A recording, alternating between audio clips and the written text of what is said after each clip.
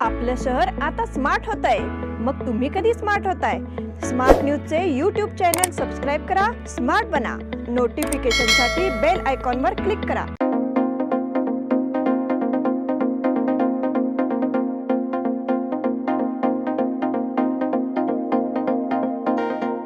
नमस्कार, मी अनुजा पाटील. स्मार्ट न्यूजच्या आजच्या बुलेटिनमध्ये आपले स्वागत करते. सुरुवातीला एक नजर आजच्या ठळक घडामोडींवर. OTT प्लॅटफॉर्मवर सुद्धा तंबाखू विरोधी चेतावणीची सक्ती. हिंडलगा कारागृहात परत पाठवण्याची जयेश पुजारीची मागणी. सीमा भागात उद्या हुतात्म्यांना अभिवादन. उपमुख्यमंत्री DK शिवकुमार यांची बेळगावला धावती भेट. शहरातील शाळांमधून शैक्षणिक वर्षाची उत्साही सुरुवात. BS चन्नबसप्पा टेक्स्टाईल मॉलतर्फे हेल्मेट विषयक जागृती फेरी. महिलांसाठी मोफत बस प्रवासाची योजना. बेळगाव आणि पश्चिम महाराष्ट्रातील जिल्ह्यांमध्ये मुसळधार पावसाचा इशारा. ब्युटिफुल होम्स बेळगाव स्पर्धेला प्रतिसाद.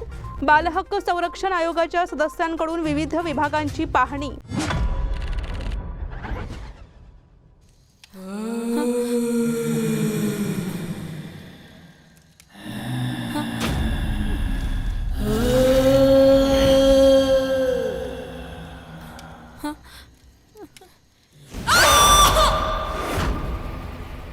As a scientist, I want to say something.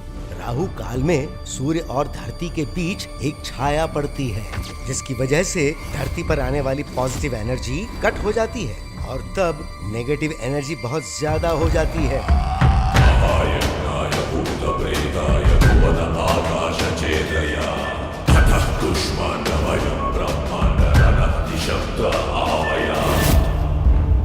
बानामती, सुप्त कुंडली और काला जादू, ऐसे काम करने वाले लोगों के ऊपर मैंने बहुत अध्ययन किया और अध्ययन से मैं बहुत कुछ जान चुका हूँ. हमें बार बार टॉर्चर करने से अच्छा है एक ही बार में मार दीजिए. दुष्टों का संहार करके धर्म की संस्थापना करने के लिए वो यहाँ पर आ चुका है.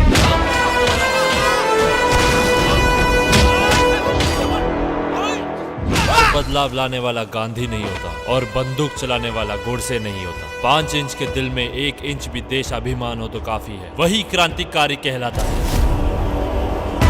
जनगण मन अधिनायक तुम्हें ही बनना है. जय है करके हम सभी को चिल्लाना है. जंगल में जानवरों की फोटो खींचने वालों को आपने देखा होगा, मगर गुफा के अंदर घुसकर शेर का शिकार करने वाले को मैंने देखा है. अगले सोमवार को अमावस है. मेरे पिताजी यहीं बैठे बैठे उन दोनों हस्तियों की हस्ती मिटा देंगे.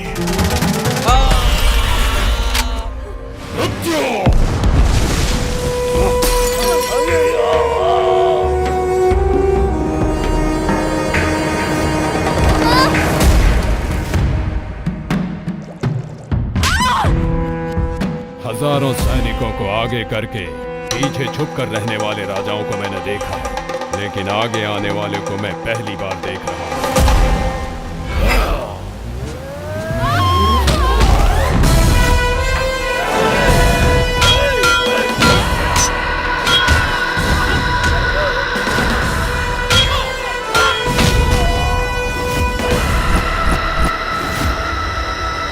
उस राजवंश का सर्वनाश हो जाए, ये तेरी माँ की प्रतिज्ञा है.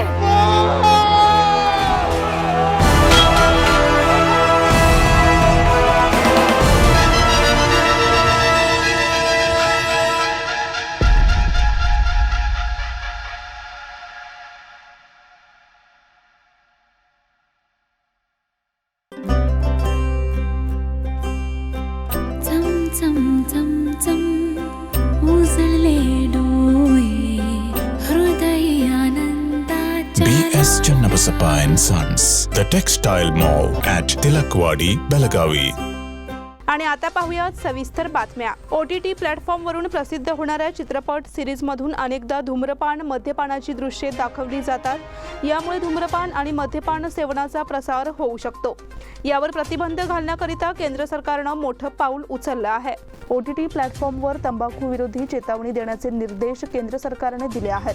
तसं न केल्यास संबंधित निर्मात्यांवर कारवाई करण्याचा इशाराही केंद्राने दिला आहे. असा नियम पारित करणारा भारत हा पहिला देश ठरला आहे. आज दिनांक 31 मे रोजी जागतिक तंबाखू विरोधी दिन साजरा केला जातोय. त्या पार्श्वभूमीवर केंद्र सरकारने ही अधिसूचना जारी केली आहे.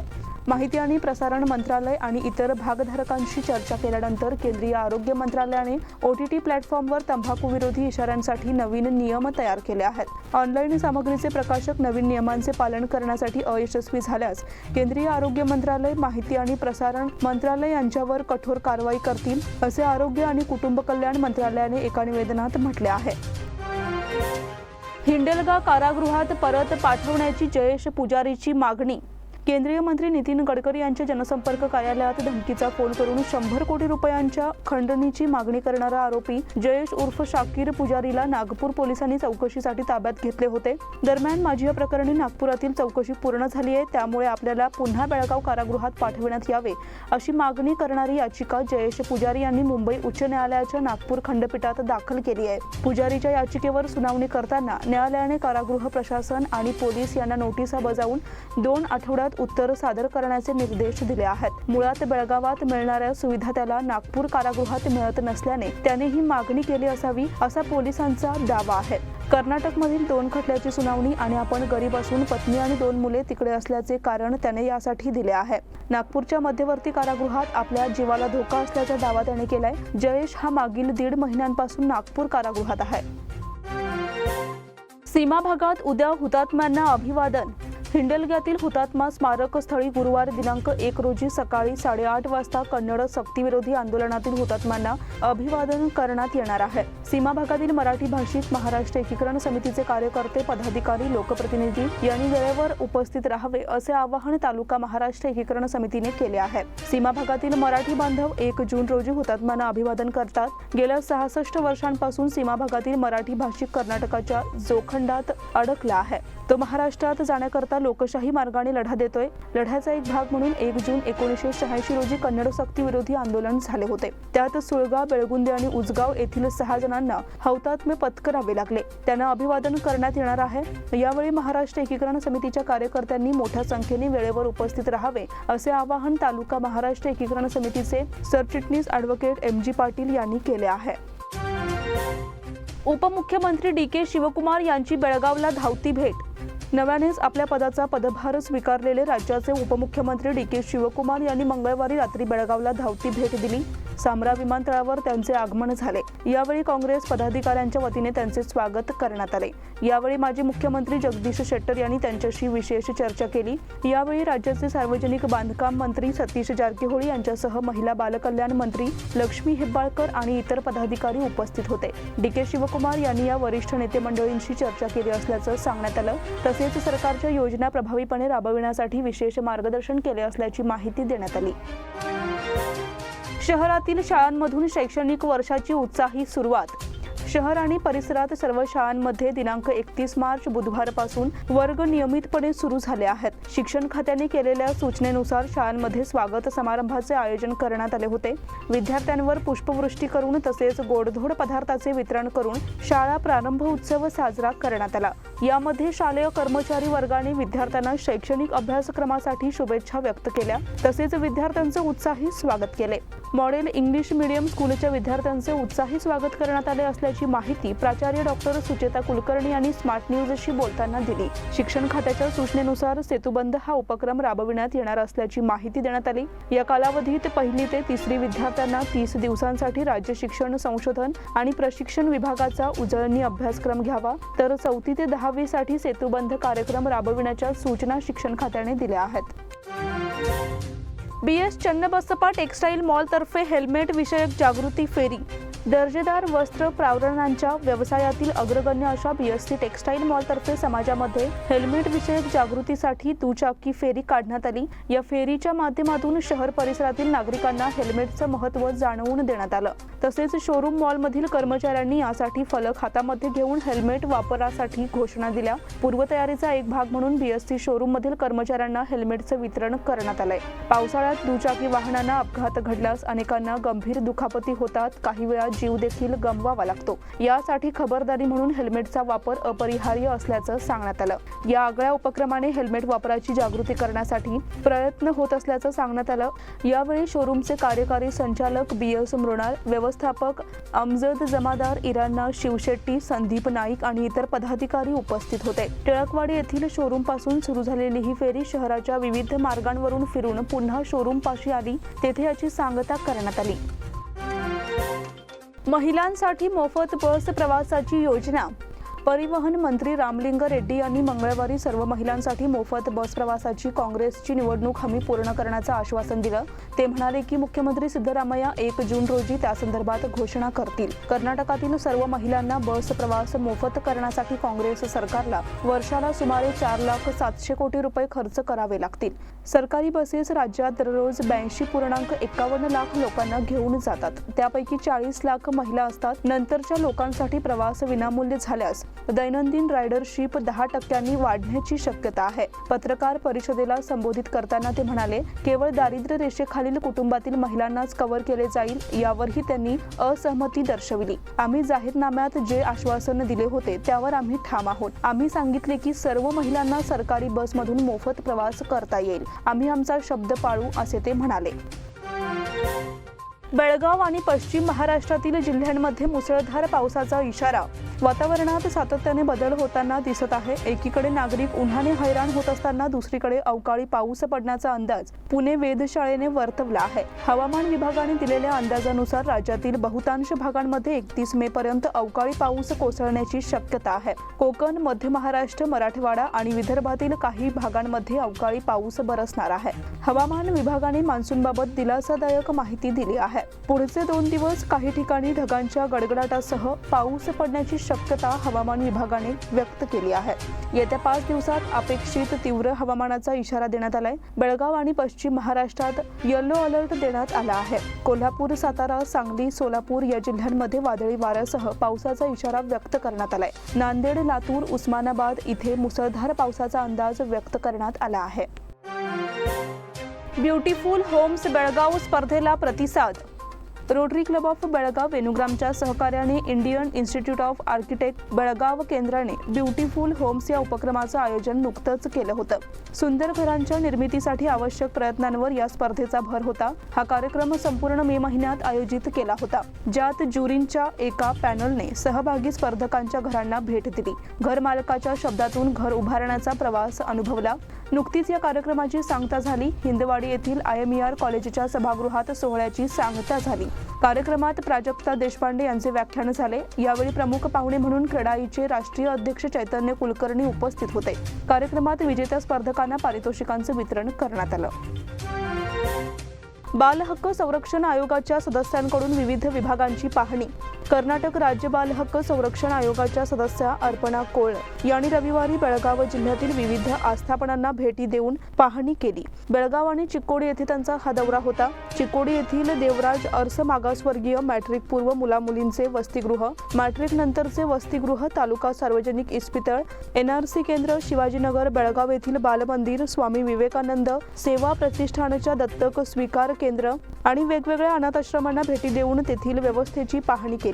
तसेच अर्पणा कोळे यांनी महिला आणि बालकल्याण खात्याच्या मंत्री लक्ष्मी हेब्बाळकर यांची भेट घेऊन जिल्ह्यात बाल हक्कांच्या संरक्षणाविषयी सुरू असलेल्या कामकाजाविषयी चर्चा केली. जिल्हा कायदा सेवा प्राधिकरणाचे सदस्य सचिव न्यायमूर्ती मुरली मोहन रेड्डी, जिल्हाधिकारी नितेश पाटील यांची भेट घेऊन त्यांच्याशीही त्यांनी चर्चा केली. आणि आता वेळ झाली आहे छोट्याशा विश्रांतीची. तुम्ही पाहत राहा स्मार्ट न्यूज.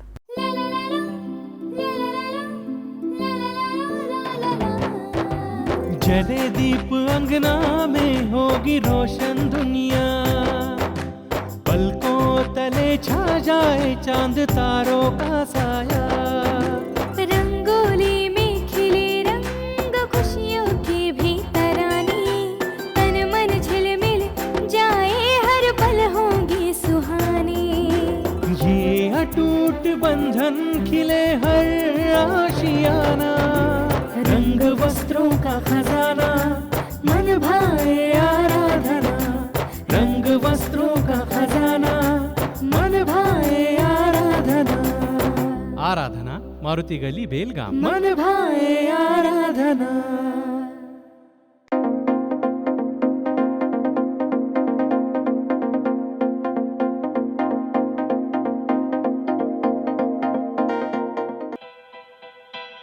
बेलगाम वासियों के पसंद में उतरा उड़ान बार एंड रेस्टोरेंट। सोशल डिस्टेंसिंग का ख्याल रखते हुए हमारा स्टाफ देता है बेहतरीन सर्विस का विश्वास। यहां है पार्टी और फंक्शन के लिए 3 आलीशान हॉल, कारपोरेट डिनर मीटिंग के लिए 3 अलग कक्ष, IPL मैच देखने के लिए 3 बड़े स्क्रीन की विशेष सुविधा। इसके साथ ही साफ सुथरा किचन जहां हमारा वेल क्वालिफाइड स्टाफ देता है क्वालिटी और हाइजीनिक फूड की गारंटी। तो फिर खाने की हो बात तो आना परिवार के साथ। उड़ान बार एंड रेस्टोरेंट, लिंगराज कॉलेज के पास, बेलगावी। फोन 0831243577। आपल्या लाडक्या मुलामुलीच्या लग्नाचा प्रश्न सोडवायचा आहे, एखाद्या चांगल्या मार्गदर्शक संस्थेचा शोध घ्यायचा आहे, मग आपला शोध इथेच थांबतो आहे। श्री स्वामी समर्थ वधूवर सूचक केंद्र मॅरेज ब्युरो। आमच्याकडे सर्व जाती धर्माची 40,000हून अधिक स्थळे उपलब्ध। कर्नाटक, महाराष्ट्र आणि गोवा परिसरातील स्थळांची मोठी यादी उपलब्ध। आमचा पत्ता आहे श्री स्वामी समर्थ मॅरेज ब्युरो, शुक्रवार पेठ, टिळकवाडी, हॉटेल नियाजच्या शेजारी। संपर्क 9741436770 किंवा 9741625533। विश्रांतीनंतर पुन्हा एकदा आपलं स्वागत। रिंग रोड विरोधात शेतकरी तक्रारी नोंदवत आहेत। शेतकऱ्यांचा विरोध असतानाही जमिनीचा सर्वे करण्याचा प्रयत्न सुरू झालाय, त्यामुळे तीव्र संताप व्यक्त होतोय। सोमवारी वाघवडे गावच्या 25हून अधिक शेतकऱ्यांनी रिंग रोडला कदापिही जमीन देणार नाही अशी तक्रार मांडली आहे। तालुक्यातील 32 गावातील शेतकऱ्यांनी तक्रारी देण्यास सुरुवात केली आहे। जवळपास सर्वच गावातील शेतकऱ्यांनी विरोध केला असून राष्ट्रीय महामार्ग प्राधिकरण आता कोणती भूमिका घेणार याकडे पाहावे लागणार आहे। तालुक्यातील 32 गावांच्या जमिनी रिंग रोडसाठी घेण्याचा घाट घालण्यात आलाय, त्याला शेतकऱ्यांनी तीव्र विरोध केला आहे। महाराष्ट्र एकीकरण समितीच्या माध्यमातून जिल्हाधिकारी कार्यालयावर भव्य मोर्चा काढून विरोध दर्शविण्यात आलाय, तरी देखील दडपशाही करून रिंग रोड करण्याचा प्रयत्न चालविण्यात आला आहे। काही दिवसांपूर्वी वाघवडे, बाची, उसगाव परिसरामध्ये सर्वे करण्यासाठी काही कर्मचारी गेले होते, त्यांना शेतकऱ्यांनी तीव्र विरोध केलाय। मात्र दडपशाही करत हा रस्ता करण्याचा घाट घातल्याचं बोललं जात आहे। प्राध्यापक शंकर जाधव यांना RCUची डॉक्टरेट जाहीर। मूळचे इनाम बडस गावचे रहिवासी असलेले कवी, लेखक, पत्रकार प्राध्यापक शंकर जाधव यांना बेळगावच्या राणी चन्नम्मा विद्यापीठाची डॉक्टरेट अर्थात विद्यावाचस्पती पदवी जाहीर झाली आहे। 1960 नंतरच्या कोकणातील लेखकांच्या साहित्याचा अभ्यास हा त्यांच्या संशोधनाचा विषय होता। राणी चन्नम्मा विद्यापीठाच्या मराठी विभागाचे प्राध्यापक डॉक्टर चंद्रकांत वाघमारे यांचे प्राध्यापक जाधव यांना मार्गदर्शन लाभले। कोकणातील प्रतिभावंत लेखिकांचे साहित्य काहीसे दुर्लक्षित होते, त्या लेखिकांच्या साहित्याची समीक्षकांनी फारसी दखल घेतलेली नाही, याची प्राध्यापक शंकर जाधव यांना खंत होती, त्यामुळे त्यांनी हा विषय निवडला। या सन्मानाबद्दल त्यांचे सर्वत्र अभिनंदन होत आहे। कृष्णा नदीत 2 TMC पाणी सोडण्याची मागणी। कृष्णा नदीची पाणी पातळी कमी होत असल्यानं नदीकाठावरील जनतेसह शेतकऱ्यांना पाणी समस्येला तोंड द्यावं लागतंय। अद्याप पावसाला सुरुवात होण्यास उशीर असल्यानं महाराष्ट्र, कोयना आणि वारणा जलाशयातून कृष्णा नदीमध्ये 2 TMC पाणी सोडण्यासाठी पाणी पुरवठा करण्याच्या मागणीचे निवेदन आमदार प्रकाश हुक्केरी यांनी कर्नाटकचे मुख्यमंत्री सिद्धरामय्या आणि उपमुख्यमंत्री DK शिवकुमार यांना दिले। चिक्कोडी सदलगा मतदारसंघातील कृष्णा नदीकाठावरील जनतेला पाणी समस्या न भेडसावण्यासाठी त्वरित कोयना आणि वारणा जलाशयातून 2 TMC पाणी सोडण्यात यावं। महाराष्ट्र पाटबंधारे आणि जलसंपदा विभागाशी बोलून त्वरित पाणी सोडण्यास सांगावे अशी मागणी त्यांनी केली आहे। खानापूर तालुका महाराष्ट्र एकीकरण समितीची बैठक संपन्न। विधानसभा निवडणुकीतील पराभव झटकून नव्या जोमानं संघटनेच्या कामाला वाहून घेणं आवश्यक आहे। सक्षम विरोधकाची भूमिका पार पाडताना जनतेच्या प्रश्नांना न्याय मिळवून देण्यासाठी महाराष्ट्र एकीकरण समिती सदैव तत्पर आहे, अशी ग्वाही माजी आमदार दिगंबर पाटील यांनी दिली। शिवस्मारक येथे झालेल्या खानापूर तालुका महाराष्ट्र एकीकरण समितीच्या बैठकीत ते बोलत होते। संघटनेचे अध्यक्ष गोपाळ देसाई अध्यक्षस्थानी होते। कन्नड सक्ती विरोधी आंदोलनातील हुतात्म्यांना गुरुवार दिनांक 1 जून रोजी हुतात्म्यांना अभिवादन करण्यात येणार आहे। सकाळी 8 वाजता हुतात्मा स्मारक रोड, हिंडलगा येथे कार्यकर्त्यांनी मोठ्या संख्येने हजर राहावे असे आवाहन त्यांनी केले। ॲडव्होकेट नागेश सातेरी अमृत महोत्सव 18 रोजी माजी महापौर आणि कामगार नेते ॲडव्होकेट नागेश सातेरी यांचा अमृत महोत्सव सोहळा 18 जून रोजी साजरा करण्यात येणार आहे। या कार्यक्रमाला ज्येष्ठ विचारवंत डॉक्टर आह साळुंके प्रमुख पाहुणे म्हणून उपस्थित राहणार आहेत। अमृत महोत्सव समितीच्या मंगळवारी झालेल्या बैठकीत ही माहिती देण्यात आली। समितीचे अध्यक्ष आनंद मेणसे अध्यक्षस्थानी होते। मराठा मंदिरमध्ये 18 रोजी सायंकाळी 5 वाजता हा समारंभ होणार आहे। ज्येष्ठ नेते कॉम्रेड कृष्णा मेणसे अध्यक्षस्थानी असतील। बेळगावात 12 जून पासून नाट्य महोत्सव। अखिल भारतीय मराठी नाट्य परिषदेच्या बेळगाव शाखेतर्फे 12 ते 16 जून या कालावधीत नाट्य महोत्सवाचं आयोजन करण्यात आलंय। नेहरू नगर येथील शेख होमिओपॅथिक कॉलेज समोरील कन्नड भवनात 5 दिवस चालणाऱ्या महोत्सवाद्वारे दर्जेदार नाटके पाहण्याची पर्वणी बेळगावकरांना मिळणार आहे। दिनांक 12 जून रोजी चर्चा तर होणारच, हे रंगनील आणि वेद प्रोडक्शन निर्मित नाटक होईल। हेमंत ऐदलाबादकर लिखित आणि दिग्दर्शित या नाटकात आस्ताद काळे, अदिती शारंगधर आणि क्षितिज झारापकर यांच्या प्रमुख भूमिका आहेत। 13 रोजी सायंकाळी 5:30 वाजता संगीत देव भाबळी हे नाटक होणार आहे।